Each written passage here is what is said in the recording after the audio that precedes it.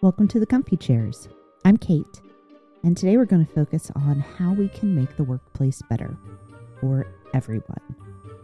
So please have a seat and join the conversation.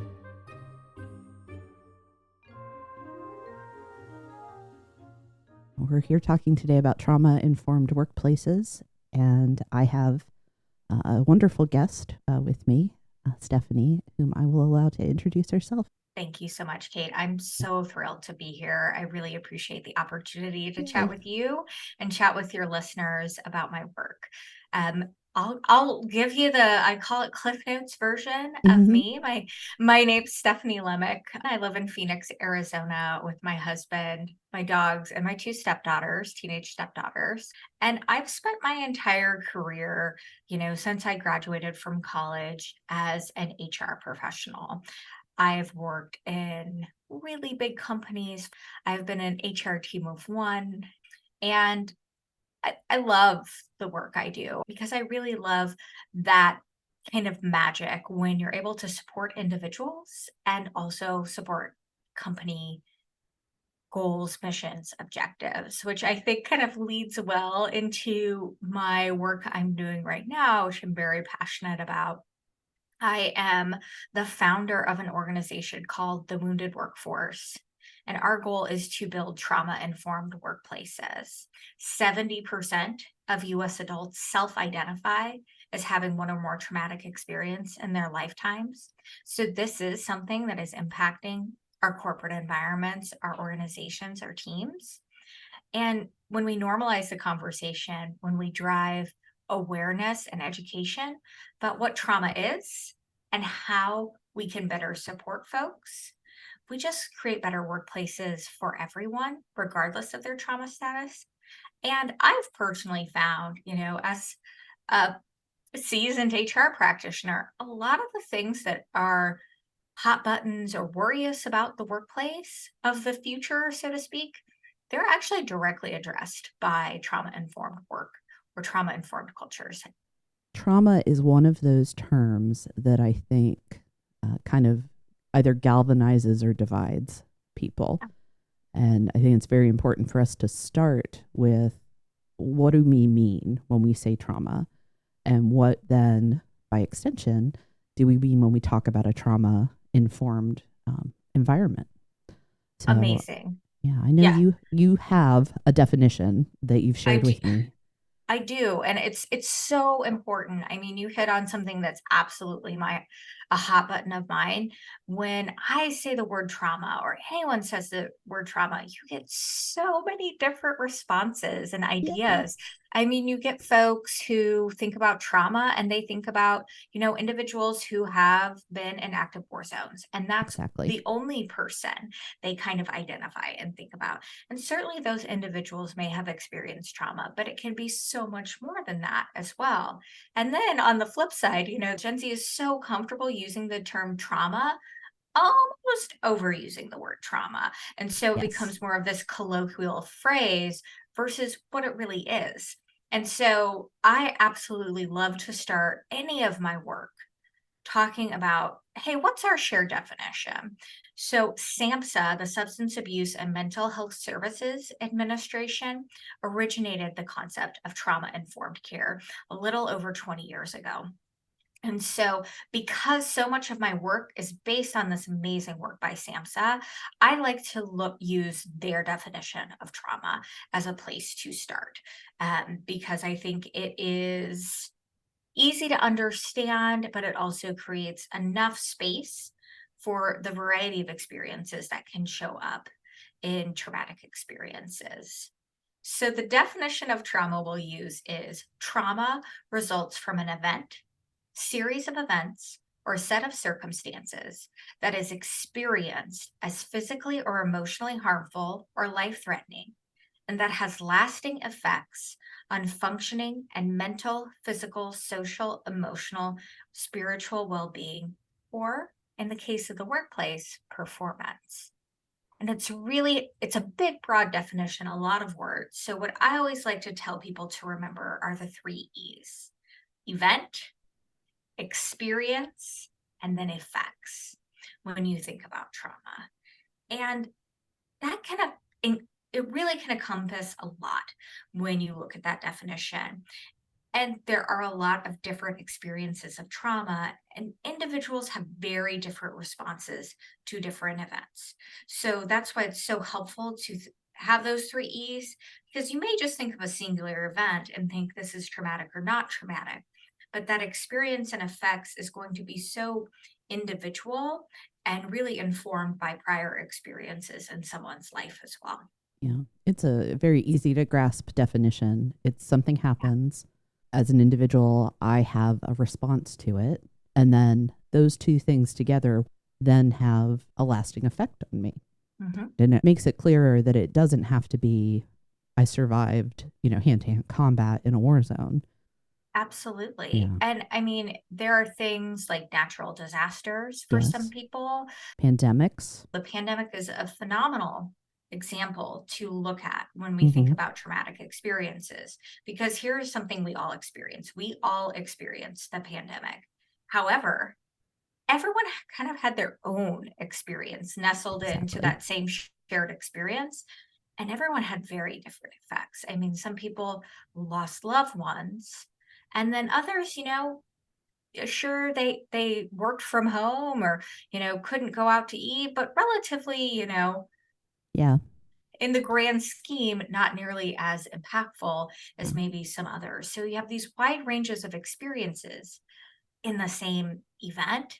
I love that example because I mean we all understand it pretty intimately at this point. We all know people that had, a quote unquote easy pandemic, and then Yeah. people for whom it was life altering because no two people had the same experience.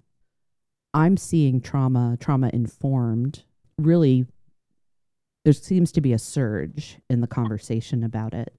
The easy logic to me is that recovering from the pandemic, that's why the conversation is much more active. Why do you think it's something that's showing up in the literature, in social media, all the places?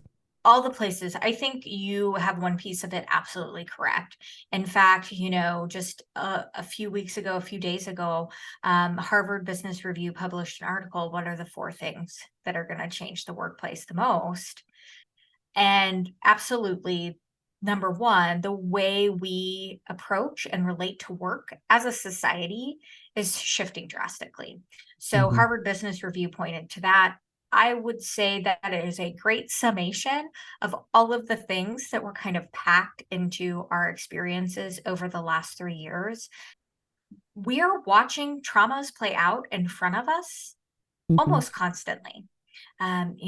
Right now, we're seeing what's going on in Israel and Palestine, and that is kind of it's hard to avoid even if you want to. Um, there is this fabulous quote about when we watch trauma, when we're constantly surrounded by trauma and think we're not affected by it, even if it's not our personal experience. It's like standing in a rainstorm and thinking you're not going to get wet. We're wired for empathy. Mirror Yes. neurons fire when we Yeah. see pain, when we see Mhm. joy. Of course, seeing someone suffer, for healthy people, who have normal psychology, it's going to have an impact on us. And it doesn't mean that our lives are altered to the same extent, but there is now a mark on our psyche as a result of it. Other thing I think that's driving trauma-informed workplaces, because I don't wanna miss out on this, because I think it's really important. Gen Z. Hmm. I picked on Gen Z a little bit up front because they're a little more colloquial with the term trauma, but they're also really a lot more comfortable bringing their full self, genuine self to work and Hmm. talking about traumatic experiences.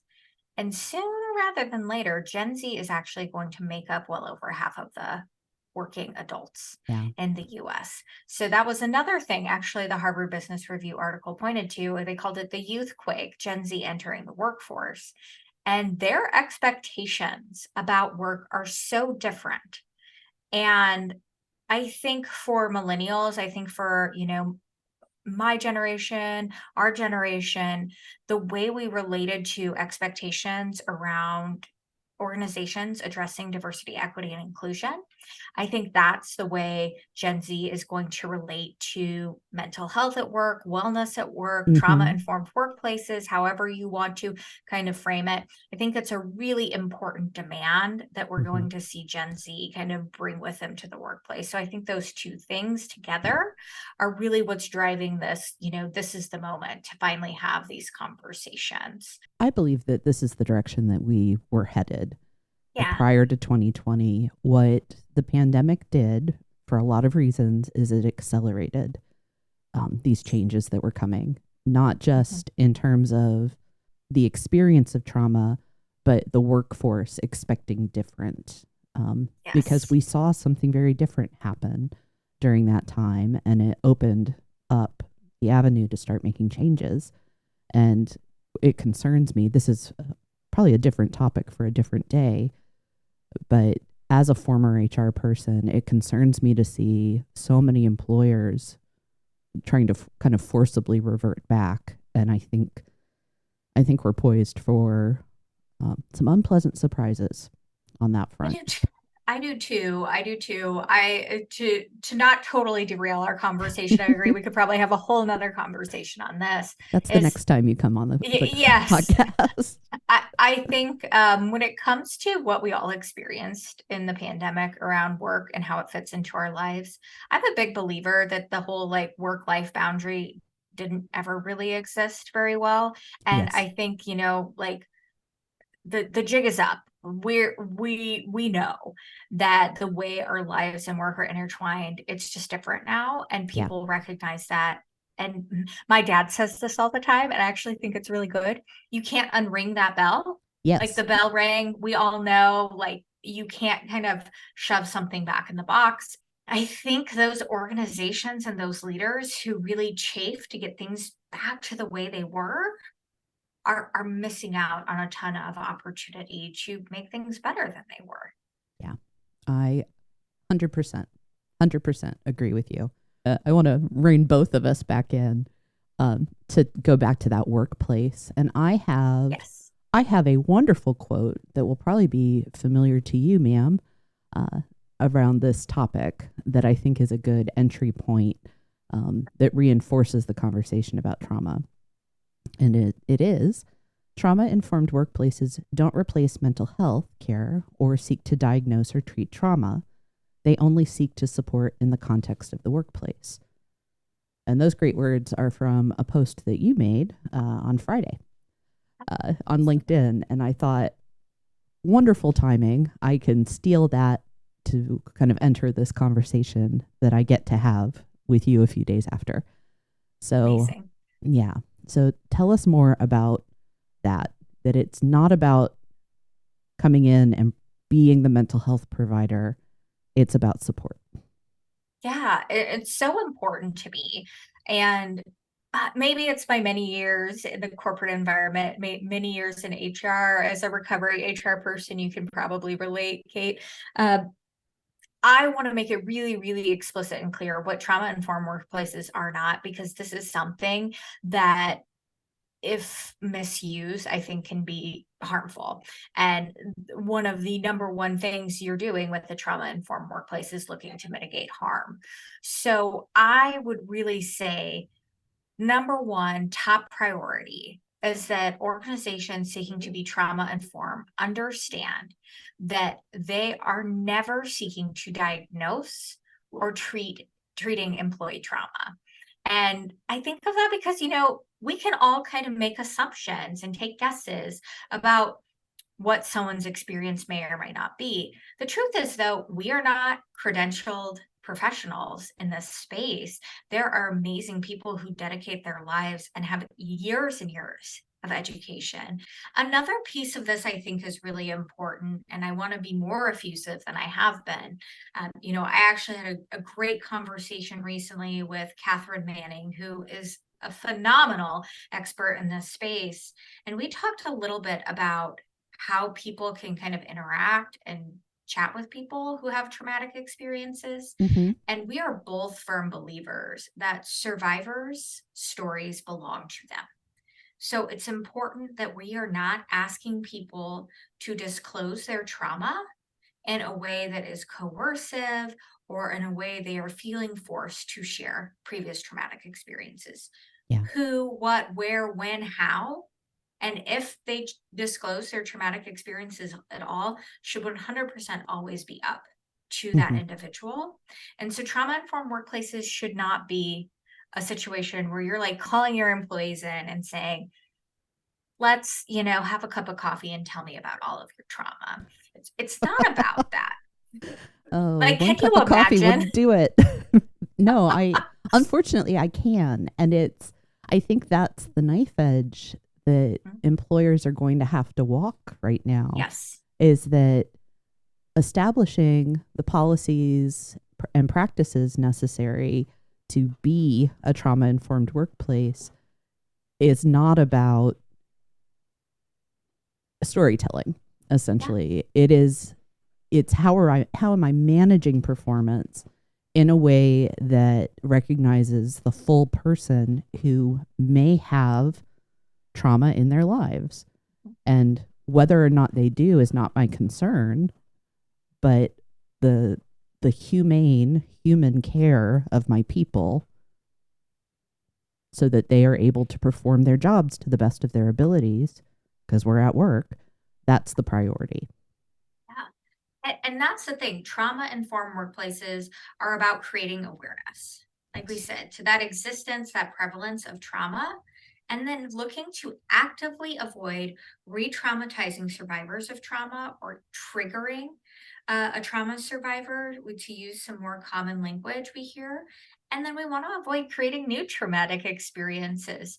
I mean, I certainly know from my experience years in HR, yes, people experience trauma in the workplace, but since Mm-hmm. I've started doing this work, oh, holy buckets, people have traumatic experiences from their workplaces.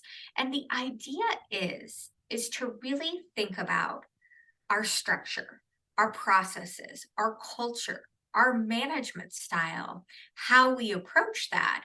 So we are trauma informed. So Mm-hmm. our actions we take, again, are avoiding re traumatizing survivors and avoiding creating new trauma. That's really the heart of trauma informed workplaces. It's not treatment. It's not, let's dig in deep and work through trauma. It is about supports. And those supports are really important when it comes to someone's healing journey, even if those supports are just a place where they know they're safe and they aren't going to be triggered or be traumatized. So this wonderful, like, past, present, future model. When people come to work for us, we acknowledge that they have a past. They bring their whole self.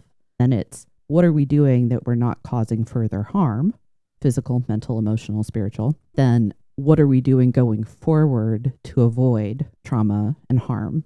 If the policies and structure, the support, the organizational design takes those things into account, well, that would be great.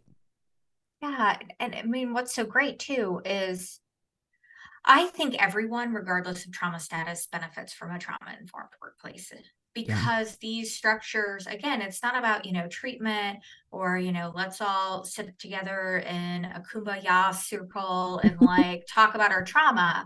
I think that's a misperception that's out there. It's really about culture, systems, and processes, which is, probably a little less sexy to talk about, but I think it's also the most transformative and impactful. Those are the boundaries for an employer as well. Yeah. Yes. Yeah. Now, you educated me earlier on the principles of a trauma informed workplace outlined by SAMHSA. I think it's important to discuss them. And then Absolutely. I would like your opinion about what you have seen be most effective in applying those principles. Absolutely. So SAMHSA originated the principles of trauma informed care. And so the work I've done has piggybacked heavily from the Mm-hmm. work of SAMHSA around trauma informed care. And I've interpreted those principles to be applicable to any kind of workplace environment. So the 7 principles are safety is the first one. So safety includes physical safety. So your physical person, your body is safe from any type of harm. That includes psychological safety, and then Yes. also includes financial safety, which is an interesting one. I Yeah. could probably talk for hours on that one and why it's so important. Next is trust and transparency. Third is community, and community is based on SAMHSA's principle of peer support. Next is collaboration. And collaboration, gosh, we talk about collaboration at work all the time. But when we look at collaboration as it relates to a trauma informed workplace, one thing we really zero in on, because of course we're looking at systems and processes, is power dynamics, power Yeah. imbalances, positional power. It's been long been a hot button of mine. So really understanding how organizational structures, how different, departments or function events, how, different relationships create power imbalances. And at the root of, almost every traumatic experience is an imbalance of power. And so really recognizing and mitigating power imbalances and the misuse of power is so important. And that nests into that principle of collaboration. I was able to tune in for your panel yesterday, Oh, and amazing. that was very enlightening to me to hear that when we talk about collaboration in this context, it's not necessarily about the product; it's about how are we creating balance so that the Yes. dynamic can be effective to get the work done. Yeah, I learned a lot. Thank you. That panel was amazing. Like I'm always over the moon. My panelists are so kind and brilliant. So I'm so glad you were able to catch that. The next principle is empowerment. And this one probably makes a lot of sense. We've talked about, a Hmm. sense of powerlessness, things like that when it comes to trauma. So empowerment is huge. And I like to look at empowerment in 4 different pieces when we think about it as in a trauma informed culture. So there's choice. It doesn't mean unlimited choices, that your strengths are leveraged in the workplace. You're recognized for your work and your contributions. And last but certainly not least, is you have an opportunity to grow. And so those 4 things are so important for every person as part of an organization. That way of talking about empowerment dovetails really beautifully with Daniel Pink's definition of motivation. Autonomy, mastery, and purpose are what you Mhm. need to provide the circumstances for motivation. And empowering people, giving them that autonomy is key to that. And choice, recognition, bringing what it is that'll let you master the task at hand. Yeah, those fit beautifully together. And for an employer, empowering your people is a way to motivate. Absolutely. And I think sometimes people like to use the term ownership. Like I want my team to take more ownership. Ownership and empowerment are allies here. If you want to drive ownership on your team, empowerment, those 4 things are an amazing way to accomplish that. The next principle is humility and responsiveness. No one gets everything right all the time. Things evolve and change. So, humility and responsiveness, I especially love because it allows these cultural principles or processes to be evergreen because there's a mechanism to say, hey, this isn't quite right anymore, or maybe it never was. And being, open, transparent about that. Employee listening is going to be really important here. So, having your employees have a clear voice, being open and receptive to that feedback is going to be huge. And the last principle, and certainly not least, is cultural, historical, and gender issues. Some people may be familiar with the concept of generational trauma, how trauma is passed down. Most of us, if not familiar with that, are familiar with the fact that things that were put in place years and years ago, slavery, redlining, those things have lasting impacts. So without having a lens to consider those important individual aspects people are bringing with them to the workplace, we're not going to be able to fully recognize an individual. And that's really what's important and what we want to be able to do. One thing you talked about employee listening, like listening to employees and making certain that their voices are heard. My employee engagement experience popped up, and it made me think about listening strategies. Yes. And that made me think about application of these principles. What are a few ways that any leader, regardless of the size of their team or their type of organization, they could very easily start applying the principles? I think, first of all, the best thing to do with these principles is look at them and look at what you're already doing. I mean, I give this advice to anyone that's doing any kind of, cultural um, audit, or anyone even doing like an employee engagement survey action plan. Don't overlook what you're already doing and what you're doing well, so you can maintain that, because that's something that already exists within your culture. And it can be something not only to keep doing, but it also can be a springboard for you to build upon. More likely than not, you will be hitting on one of two places that I think is really important. And I think you can take action relatively easily compared to some of the others. So empowerment, we talked about earlier. Mm-hmm. Empowerment is, it's meaty. It gets to a lot of what we're doing. It also has a lot of benefits that are proven, because you're looking for ways to create strengths leverage. So folks are going to be more engaged. I'm a big fan of Clifton Strengths, or Strengths Finder by Gallup. It is an amazing way to motivate a team, get a team working together well. And wowza, it also taps right into strengths leveraged as an item of empowerment. And then when it comes to choice with empowerment, maybe this is me just oversimplifying, but my advice I love to give to managers, so if they could do one thing, they don't have to make any investment, they could do tomorrow, is every time they're working with their team members, ask yourself, how can I make this a choice for my team? And again, it doesn't have to be, hey, the world is your oyster, do whatever you want. It can be as simple as, hey, there are these two projects. Is there one you prefer? Hey, here's the objective. I'm going to give you the choice on how you get to that outcome. So it really kind of works against, the typical micromanagement. So Mm-hmm. empowerment's a beautiful place to start, because I think a lot of organizations are already doing some of this really well, or more open or interested in investing here, because there's so much overlap with some of the other benefits these things have in terms of employee engagement, productivity, business results. You're right. That is an easy, no to low cost approach. You're heading toward the tail end of the year. I'm imagining that a manager could very easily make a small investment, get themselves the strength-based leadership, and then Yes. you can spend the new year talking about how can we make use of, your learning strength or your wow, and Mhm. that way you are recognizing, you're leveraging, and you're making the strength the choice for them as Right. well.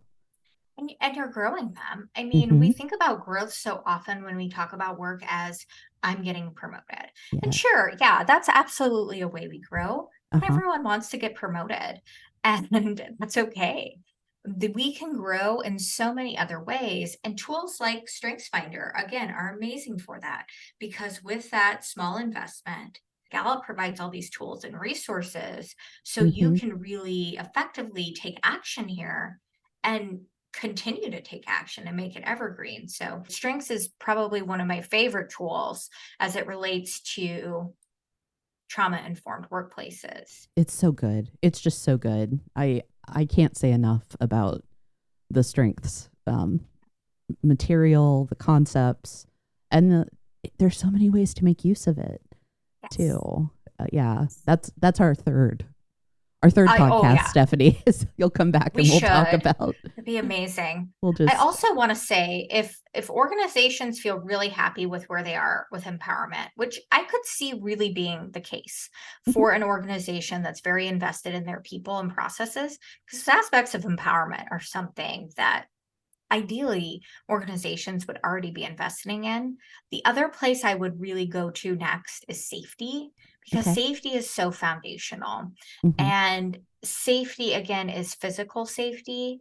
Physical safety is super important. If you do not feel physically safe at work, holy bananas, how are you supposed to do anything else? We have to remember to think about safety holistically. So, safety also needs to encompass psychological safety. And it's kind of a hot, sexy thing to talk about. It So, there's a is. lot of great resources around it. Psychological safety is going to have a lot to do with your managers and leaders. And we know managers and leaders need more support, resources, and training here. Google's Project Aristotle actually has amazing resources as it relates to Yeah. how to build psychological safety on a team. It also has great research and information about the amazing impact that psychological safety has on team outcomes as well. So, again, we're getting to something that's super foundational for a trauma informed workplace that has resources available regardless of budget and also has data for those skeptics. And then lastly, financial safety. And I want to highlight a little bit of this here. A lot of organizations actually do a really great job with financial safety. And I would say, especially, the typical like white collar corporate jobs. Financial safety is looking at, a livable wage. It is looking at, are you providing a 401k? Are you providing for additional support? So someone feels like financially safe and secure. One of my favorite companies, I learned about this year, they're called North Star Financial. Hmm. They do budgeting services for organizations, and they will help with everything from, big financial planner retirement stuff to helping people budget for like their first couch. I have to say though, trauma informed workplaces aren't just for white collar employees, though. Trauma informed workplaces should be Yes. everyone. And so, if you're interested in building a trauma informed workplace and you're not providing financial safety, you've got a really big issue that you need to take a look at. And as we look at the level of income inequality in our society, financial safety is a big concern.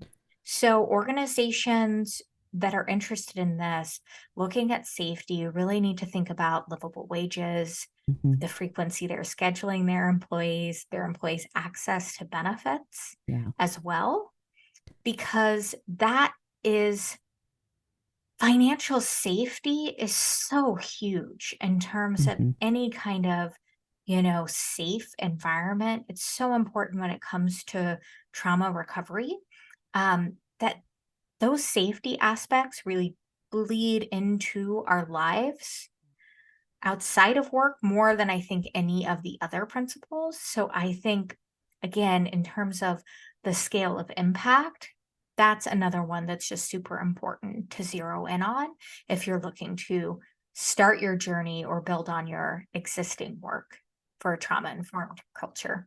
Yeah. I want to be clear too. When we talk about financial safety, it's not that we're saying everybody gets a raise, Right. right? 100%. Yes. Even something like, do my attendance policies inadvertently penalize people that don't have a car? They don't Yes. have access to reliable transportation. The employee that's having to catch the bus and is dependent upon the bus being on time to be on time to work, are they being punished for that and possibly losing their job because of that? Or Right. am I aware that there may be circumstances beyond that individual's control? And it's not that I'm, making exceptions or displaying favoritism. One of the things I've heard that I've extrapolated in this conversation is that so much of trauma informed work is about creating the experience of being seen and heard. Yes. And that's a perfect example. Joe is late repeatedly, not because he's a ne'er do well, but because the bus route's unreliable. And what are we doing to accommodate that as long as performance is not an issue? Yeah. I think are the And types and of questions you can ask yourself in leadership. And early in my career, I worked in organizations where there were employees that were reliant on public transportation Hmm. or reliant on, things that weren't reliable. And then we would blanket have these attendance policies, Yep. and it's it's no good for anyone. It's not good for an organization that has to continually hire and train new employees. It's Hmm. not good for the individual who is trying, but for reasons out of their own control, they are unable to meet, a certain requirement. It's not good for society Hmm. when we have someone, like, honestly, if there is someone who is trying as hard as they can to work, to contribute, to take care of themselves, their family, their loved ones, don't we want to find ways to help them do that? Well, I also think about the heart, like the heart of leaders that are Yeah. having to enforce things that cause harm to Yes, people. That has an impact on them as it well. And do does. you want to be a leader that's demonstrating love for your people, um, by seeing, by acknowledging their challenges, or do you want to lead in a way that's essentially heartless? And that's one of the decisions I think leaders have to make in this space of, am I demonstrating love for the people or no? I it's so important, and I would tell you that right there, what you said, it's a lot of the reason why I'm not an in-house HR professional anymore. And I Yeah. would warn a guest that if you talk to a lot of HR professionals, especially who have, either changed jobs or changed careers or gone independent over the course of the last 3 years, that's part of why Hmm. is you get to a point where you're like, I don't know if the systems, the behaviors that I'm upholding internally, I don't feel good about them Yeah. anymore. I left what I think of as straight human resources. Yeah. They can't see my air quotes. Um, After the recession in 2008, I recognized at that time that being the person responsible for being the agent of the organization Yeah. during layoffs, it it was draining. I couldn't do it Yes. anymore. And there are so many caring, dedicated human resources professionals that are able to do that type of work every day. I could not. I needed to be able to turn my focus toward support and growth. So yeah, it's HR is hard work. It is not for the faint of heart. It is. And so actually, one of the things I talk about is compassion fatigue or secondary trauma. We talked Hmm. about it a little bit at the beginning of our conversation. How do you expect to not get wet when you're, Yes. surrounded by all of this? A lot of HR professionals, I really think, who experience, I think we say burnout, but really, I think what it was for many of us was secondary trauma. Yeah. And secondary trauma is trauma. It Hmm. does create that psychological harm.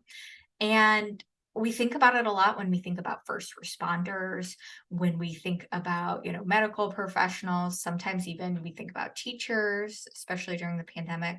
Secondary trauma can come up in any workplace. It's what are you constantly kind of inundated with?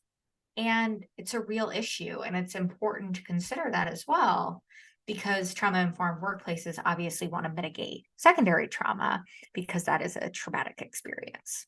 We do have all types of people in customer facing, consumer facing roles who are hurting because of the way they're being treated. Work has to change. Hmm. And I believe, I wish I had thought of this myself. An amazing executive coach actually said it to me, and it stuck with me. And I believe it firmly. Work is one of the places where we're still all kind of able to work together and achieve a common goal, find common ground. And in a world where that is less and less likely in other spaces, I think the workplace has a special opportunity to not only make work better, but also make our world better and make our experiences better. Work is such a vital aspect of so many parts of our lives. Sure, we're all kind of chafing at how work has been defined Yeah. and where it's been in our lives. I think that actually makes it an amazing opportunity to be something even more than it's been in the past, and be a real catalyst for positive societal change. Yeah. Uh, Stephanie, that's amazing. I'm on board. It really, it's Woo! because you're exactly right. Some people have a calling to do something. Some people have that vocation where they've been called into a field.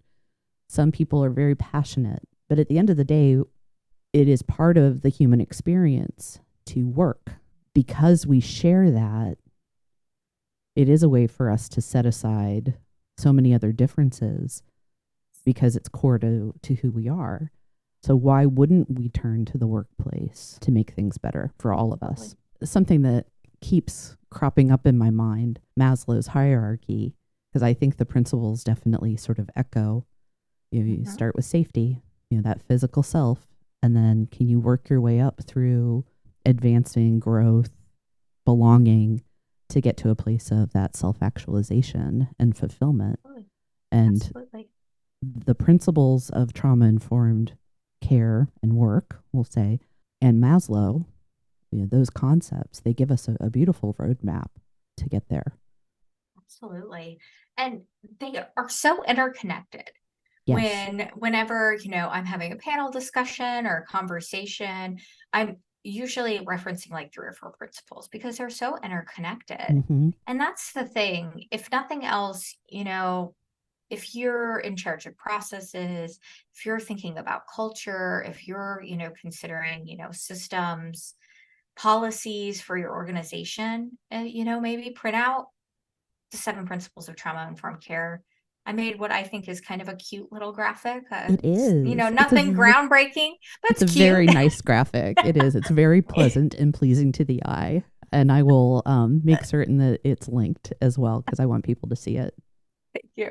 But print it out and look at it when you're making decisions and ask yourself each of those lens. What's the lens of safety as it relates to this? Mm-hmm. How can I think about how this, is either a plus or minus to the team member's safety? Same with trust and transparency, same with community, same with collaboration, empowerment, humility and responsiveness, cultural, historical, and gender issues. Again, this is something you can do, take half an hour as you're thinking about a project, as you're thinking about a choice as a leader, and consider that.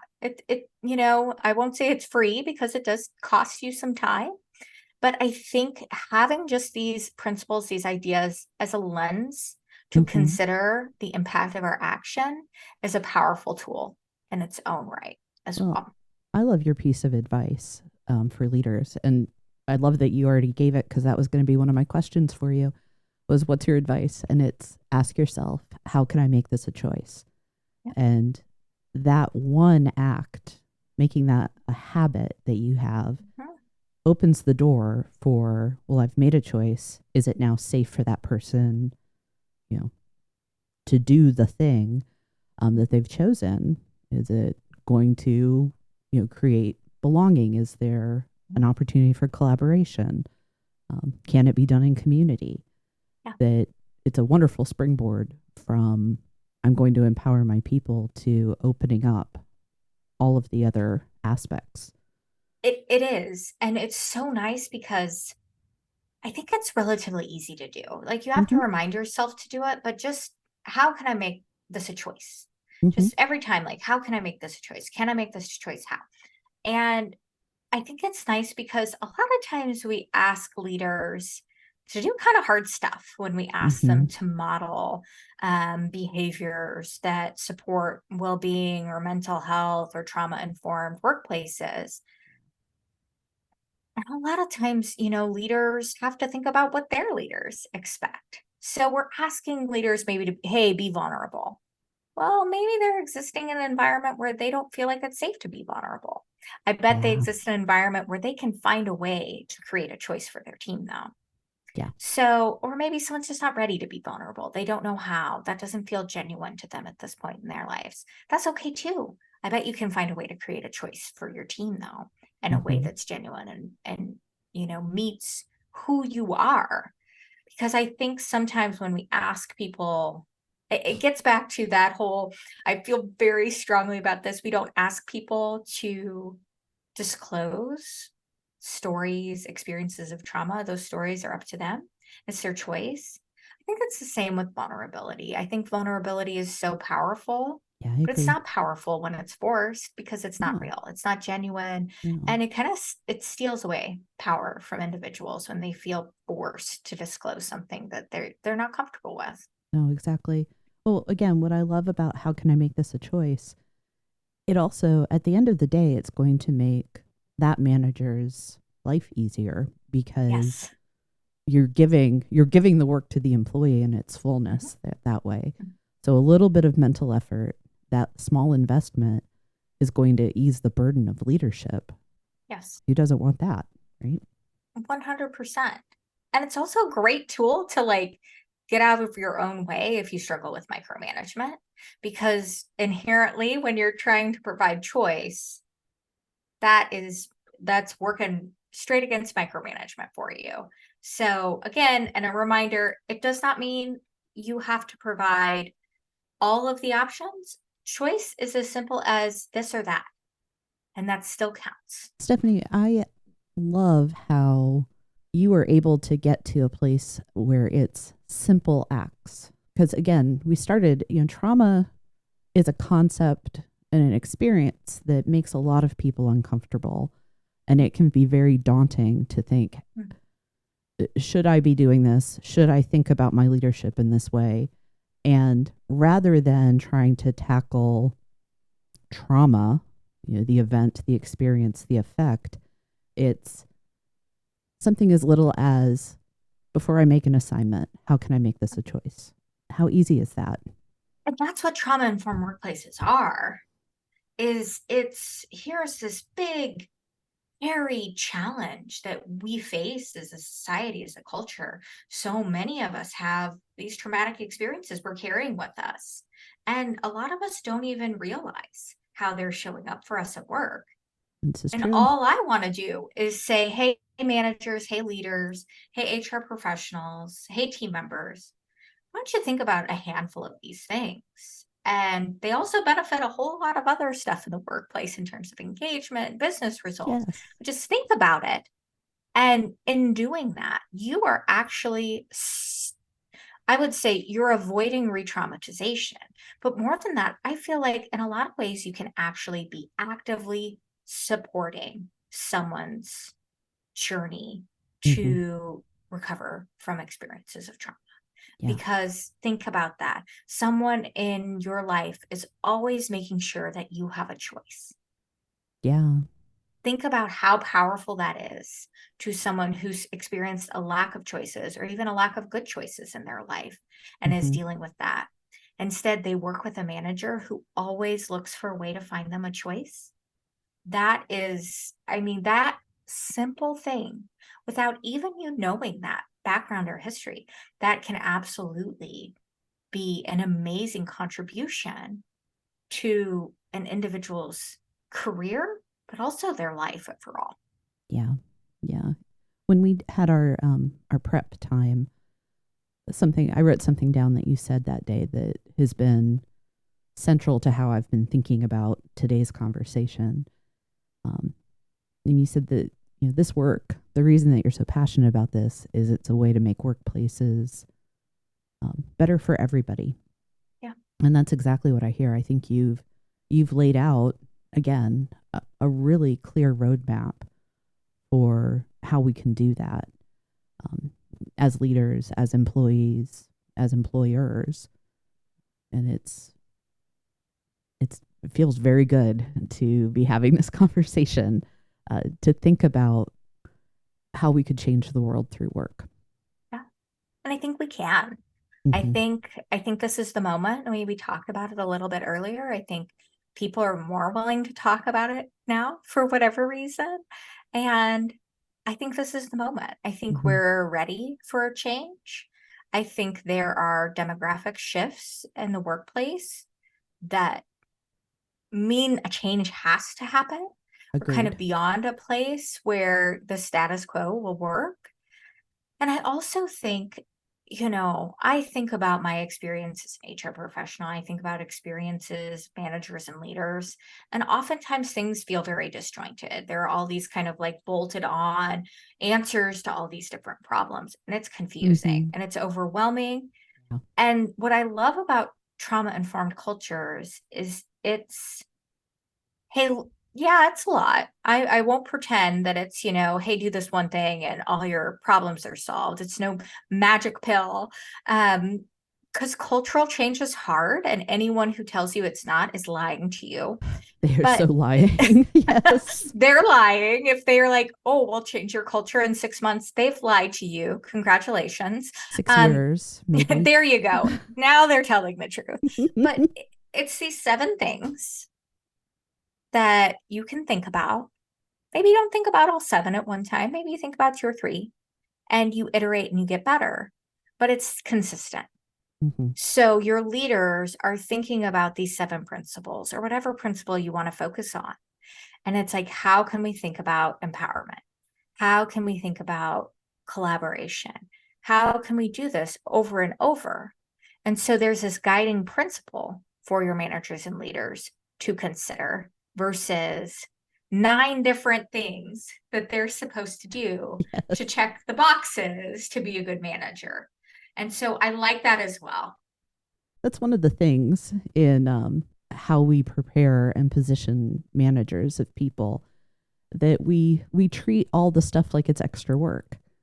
And Yes. it's not. Like, the relationship, the thought that goes into the work, the the stuff is the work, right? Engagement, performance management, feedback. That's your job as a manager. And we've got to start integrating those asks of leaders Yes. into the flow of their work, as opposed to treating Yes. it like one more thing. Um, Like a project. And yeah. and I think that's what's challenging is, I was that person a lot of the time, shame Hmm. on me, shame on how we approached it, where here's this extra thing, like we're checking off this thing on our list. We're going to do performance reviews. So Yeah. here's the new process. Hey, thanks. I trained you on it. Goodbye. And that's great. But I had this moment the other day and I was like, you know what? A lot of times people come into organizations and, they take a look at performance reviews, they revamp the performance process, or you have a leader who's like, we really should be doing different performance reviews. And we got to push it back. We got to push back to why. Why? Why? And I think that helped. Like, I think, you know, organizations have cultural values or Hmm. values and they leverage those. That's what I want folks to do with trauma informed principles to go, okay, we want to do performance. When you say let's do performance reviews, you're starting with a solution, not the problem. Yeah. And Yeah. so, and we do it all the time because we're like, oh, teams have employee engagement surveys, or they have performance reviews, or they have, career letters. It's like, okay, but why? And I think, again, trauma informed culture principles can be a great way to start with why. Or, if you get an ask, hey, I want to do this thing, let's go back to why and Hmm. see how it builds out.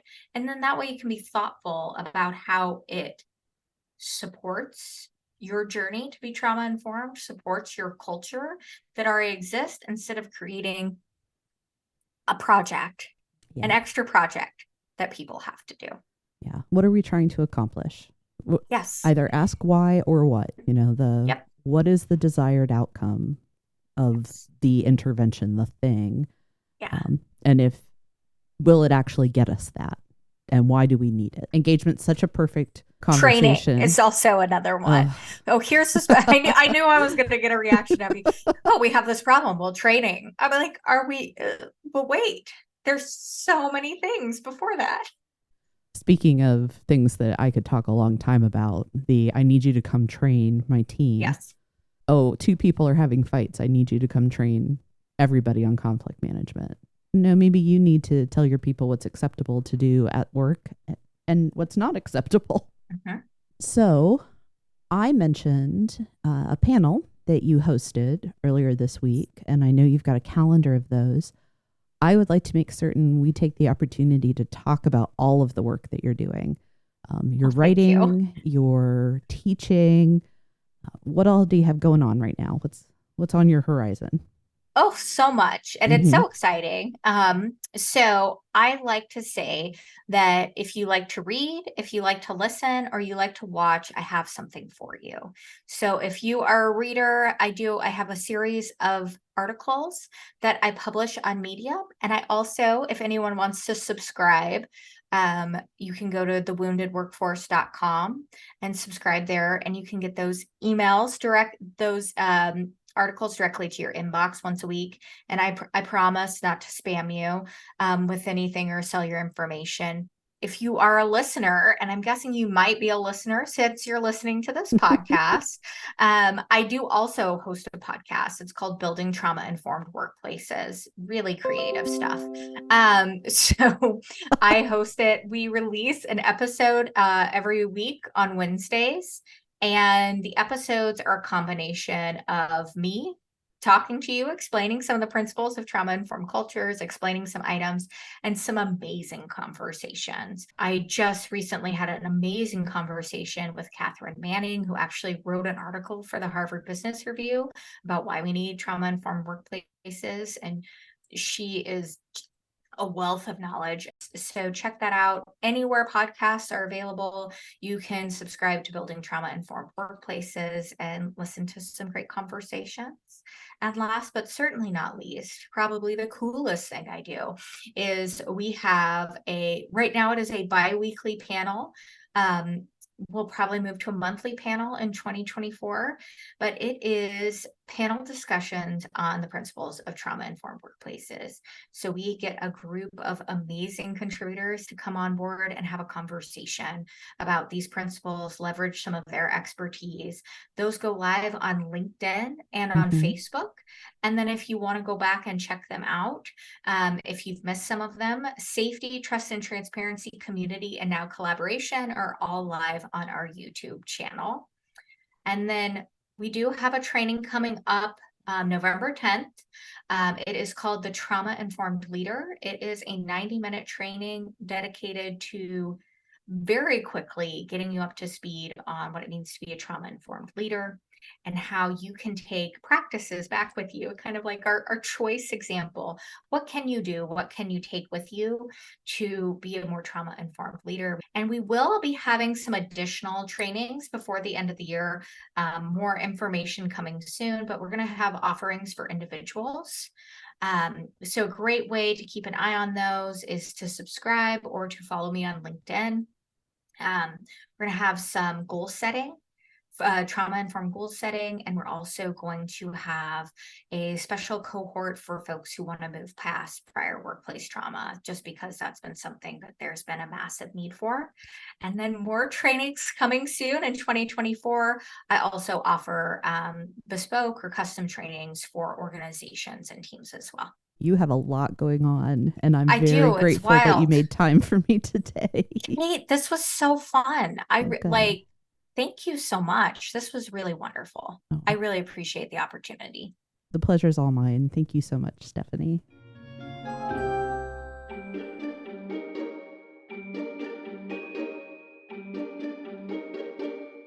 I'd like to close by referring back to a statistic that Stephanie mentioned.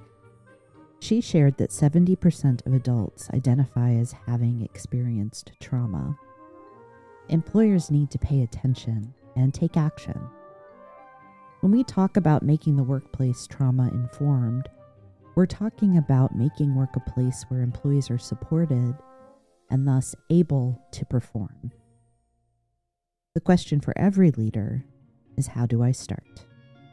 Thank you for joining me in the comfy chairs. If you enjoyed this episode and you'd like to support the podcast, please subscribe, leave a rating or review, or share it with others. You'll find Comfy Chairs updates and other thoughts on leadership and learning on Instagram at 123 Limited. That's ONE23 LTD. Until next time.